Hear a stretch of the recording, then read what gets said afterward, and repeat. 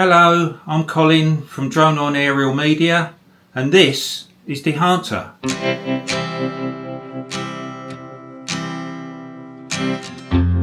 First of all, I'd like to thank Dehancer for giving me the opportunity to review their software and express my own opinions on it. This is an honest review. I'm not being paid by Dehancer to make this video. When Dehancer first asked me to make this review, I took a look at their product and I wasn't convinced straight away that it was something I would use in my videos, given that I mainly shoot drone videos. Well, it's 95% of all the videos I shoot. But after some careful thinking, I decided that maybe it would be a useful addition to my colour grading. If, like me, you enjoy the whole process of making videos, from the idea to going out and filming it to the editing process afterwards, this could be an ideal software for you. These days we all expect videos to be crisp, clean, 4K or 8K or whatever, and we've kind of lost the atmosphere. I've tried creating an atmosphere using Davinci Resolve in the Fusion page, but I end up with so many nodes open you get lost of where you are. Dehancer makes this task much easier just by using their panel. Davinci is an awesome editing program that I've been using for about 5 or 6 years now. But you're never going to be an expert in it. It's the colour page, the Fusion page. It needs a lot of practice. And what I like about Dehancer is that it puts all of that into one panel. Obviously you can still do normal colouring in Davinci, but if you want that old school look, that slightly grainy look, then Dehancer is ideal. However, is it any good for drone footage? Because in my case that's the main thing. My first impressions convinced me that this software was mainly for filmmakers who film people and surroundings. I couldn't see any use for it for drone footage whatsoever. So that really was my first challenge. So what is Dehancer? It's an all-in-one colour grading software that can give your videos a cinematic film look. And here's the good part. You can apply it as little or as much as you want. I played with the software for a week before I started making this video, and I already have my favourite settings, and it's so easy to use. But does it work? Let's take a look. I went out and got some footage that I believe needed some kind of atmosphere. I filmed in D-Log or D-Cine, depending on the drone. You don't have to do that, but that's what I film in now. Okay, so here we are in Davinci Resolve. I've already downloaded the clip, and I've chosen this clip because there's quite a variation in exposure values from there down to there, and I thought it'd be quite an interesting clip to work with. So it's filmed with the Mini 3 Pro and in D-Cine. You don't have to record in D-Cine or D-Log, whatever drone you're using. You can record in normal colour and still use Dehancer. So we're working with D-Cine from a Mini 3 Pro. So the first thing to do is go into the colour page, and I always like to work with different nodes, so I'm going to add a serial node. So right click, add node, add serial, and this is the node we're going to be working on. So what we do now, scroll to the bottom of the library page, and right at the bottom is Dehancer Pro. We'll drag that into the node we just created, and the Dehancer Pro panel comes up. So there's all the things you can play with. Now I'll say now at the beginning, this will take a little while to explain. I'm only going to do the basic settings. I'm not going to go into absolutely everything. But when you get used to it and start using it, I can actually edit and colour grade a video clip within a couple of minutes. It's so easy. They've put it in the right order to work on. Other people have recommended that you dart up and down in this panel, changing different settings. But I find that if you work from top to bottom, they're all in a sensible order, and you'll find that your workflow will be very quick. The only one you'll be coming back to maybe now and again is this one here, expand. You might have to come back to that to adjust different settings, but I'll explain more about that later. But what we're going to do now, start right at the top. We're not going to use Rec 709. You can do, especially if you're using normal colour. But I will click on that, and I'm going to select choose camera, and then DJI, and it will come up as an Action 2 as default. Look what it's done to that already. I mean, that's not too bad, but if you go into the menu, it gives you all of the cameras that are available from DJI. Now you'll see that Mini or Avata isn't on this menu. Whether Dehancer will be adding them in the future, I don't know. But any of these actually will work depending on what kind of look you like. That's the Mavic 2 zoom, which is in Cine like. I actually like the Air 2S with the Mini and the Avata. Although it's D-Log, it actually is a nice range of colours, and if you look at the colour graphs below, you'll see that they're fairly stable. Now I'll just explain that with this graph here, this part on the left is your shadows and your blacks, and this part on the right is your highlights and your whites. On the colour graph, the bottom is your shadows and your blacks, and the top is your highlights and your whites. And you don't want to progress beyond either of these. In fact, you want to be at the maximum midway in the top one, midway in the bottom one. So back to the Dehancer panel. You can change this already. You can change the exposure composition if you want. We could make it a little bit brighter. Temperature, I can go really warm, really cold. That's too cold. I'm going to reset. I'm not going to change that. And that is normally all I do in that first part of the panel. So now we come down to film, and here you have lots of choices, and you could go through all of these and try them all and see what you think. This is obviously emulating the film that you would have shot on if you was using a Cine camera. Now there's a couple here I like. One of them is a Kodak Ektachrome E100. That's quite nice and colourful. And the other one I like is the Fuji up here, Eterna Vivid 500. Again, that's quite nice. That's not quite nice and subdued. But what I'm going to do with this one, I'm going to use the Kodak one. There it is. Now I've got to say that every time you go into a new menu like this, you have to normally enable it. So if I disable that, that's what it was like before. That's what it's like with my film choice, and I'm liking that. And the colour charts down here are looking okay. So film developer, here you can boost the colour.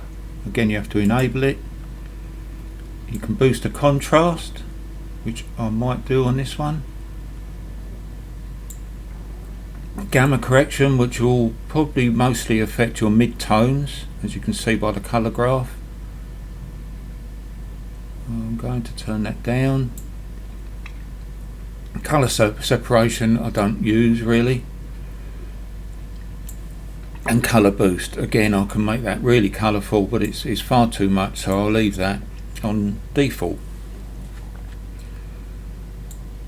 Next part of the menu, film compression. It would help if I enabled it. It's not doing too much, not making too much of a difference on any of it. The tonal range, you see how it's brought the colour chart down a bit. That's made it a little bit greener, but we can keep with that for now. And the colour density, no, I don't like the adjustments either way on that, so we'll put that back. Now this is what I was saying about earlier. This is the one that you may have to come back to every now and again. If I show you what it does, it's enabled. Now the black point, I'm just going to bring the black point down to about there for now.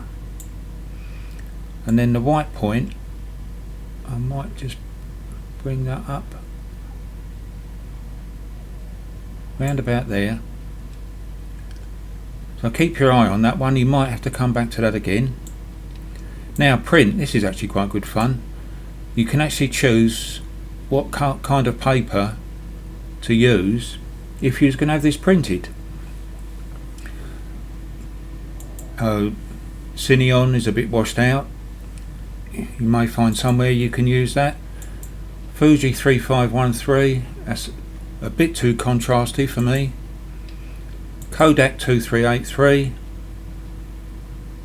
that's quite nice. And my favourite is the Kodak Endura Glossy. Now, I think that looks really nice. If I turn that off and on again, off, on again, I think that looks nice. But look what it's done to this panel down here, your colour panel. So back up to expand, and I'm going to lift the black point just so we're not touching that line at the bottom. Now that looks okay. So if I go back to print, turn it off, turn it on, yep, I like that. So colour head, once again you have to enable it, and with this one you can adjust the colours individually. So I can make that more blue, that's no good at all. I can make it more yellow, that's horrible. So I'll reset that. But you can also adjust all these three together. So if I click on gang, I can just change the colour saturation just a little bit up to about there. And then I can work on the shadows, the midtones and the highlights. So if I zoom into these trees here, over here there's a little bit of shadow, so if I can bring that tone up just to make them look better. And then the mid-tones, I think with the mid-tones, if I zoom or pan back down to the church, look at the mid-tones, what that does. That puts a little bit more colour in up there. And then the highlights, I'll need to pan back up to where we can see the river and the sea beyond, and we'll just adjust the highlights. That's too much. If I bring that down, that's actually brought the sea in a bit more. Yeah, bring the highlights down to around about there. Right, film grain. Again, you have a choice of different films. I actually, if I'm going to use film grain, I quite like the 65mm ISO 250 or the 500. So we look at the 250 and it's enabled, and we see the grain on there. This might be the look you're after. If I turn it up, it'll make it even more grainier. But on this particular video I don't really want the grain on there at all, so I'm going to take it out completely. I'm going to disable it, zoom back out to there, and then we have halation. Now what halation will do is accentuate anything that has light shining on it, or in other words the water, or places here like the top of that roof. So we'll enable that, and the setting I like in this one is the 6570. Now let's see if this actually makes any difference. On this particular shot it doesn't seem to be doing too much. We're not changing the colour charts at all. So on this shot I'm not going to use halation. Bloom is a similar kind of thing. It will pick up anything that has light shining on it and accentuate the edges. So once again we'll enable it. I'll go 65-70, and this should make a slight difference to the edge of the water, and in fact it is making a slight difference actually to the fields and to this allotment area down here. Very, very minute, but I'm going to leave that round about there. Right, now these next ones, film damage, film breath, gate weave and overscan, are really 4 items that you want to use together, because this will recreate an old looking movie and it will make it look as though it's going through a projector. Again, you can give it as much or as little as you want. So if we go through them individually, I won't actually show you what these do because you just need to play with these. But film damage will actually put little marks in the film like you used to get when you were showing your home movies.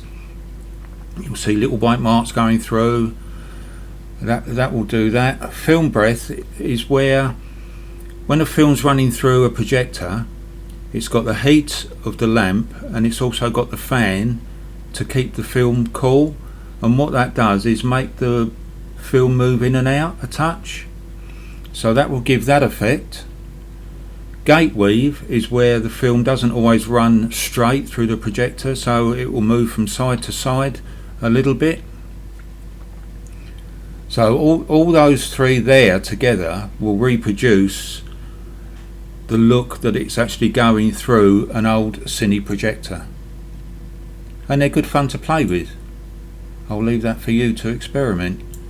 Overscan's actually quite good fun. I'll show you this one. If I enable overscan, it puts the film perforations on the side, and I quite like that. If I come down to widescreen, I think that's a really good effect. And the perforation mode, you can actually change to positive to make it stand out even more. It's got its place. I'll probably use that, and that looks quite good. I like the way it rolls through the frames like that. So that is something that I will use in the future. That's a really good effect. So I'm going to disable that. I'm not going to use it this time. And now we come down to vignette. So basically we've done our colour grading really already. It's all done. But if you want to put a vignette on it, and I like using these, I find it particularly good with FPV video. I've got an FPV video that I've put a really strong vignette on, and I like it because it draws the viewer's eyes to the centre of the screen, and I just think it makes the whole video of an FPV video look more exciting, and I'll show you that now.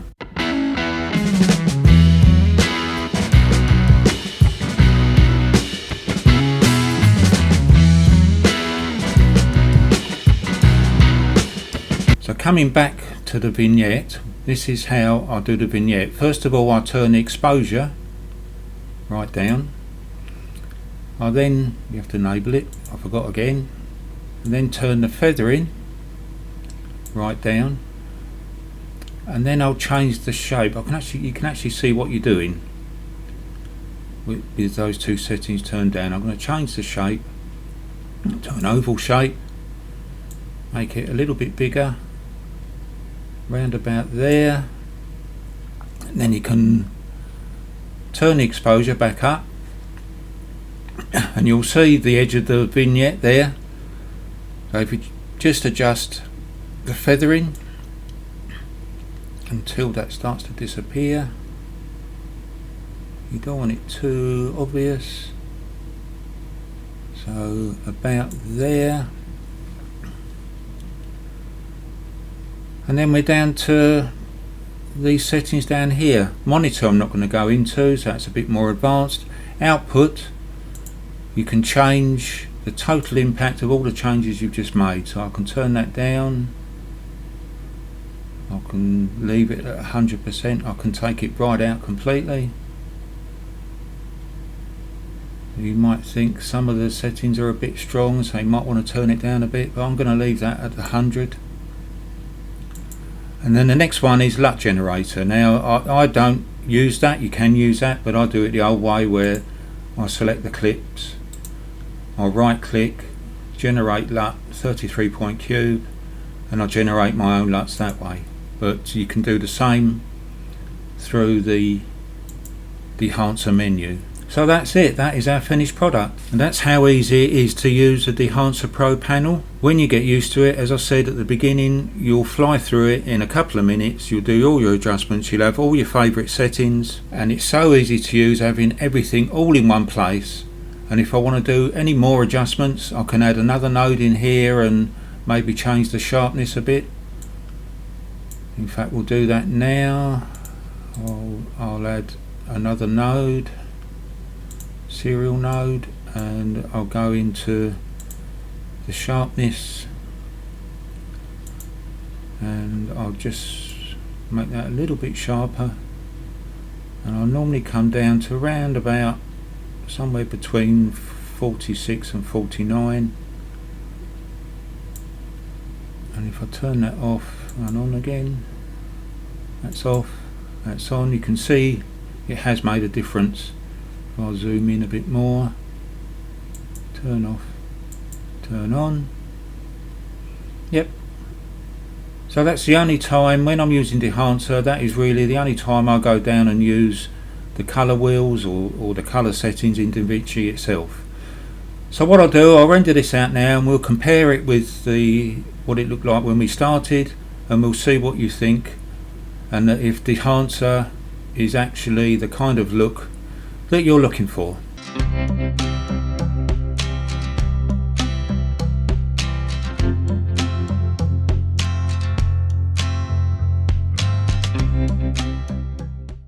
As I said at the beginning, I was a bit skeptical about Dehancer being any good for drone footage, but I've got to say it's proved me wrong, and I now find myself going out and looking for shots that I can colour grade in Dehancer.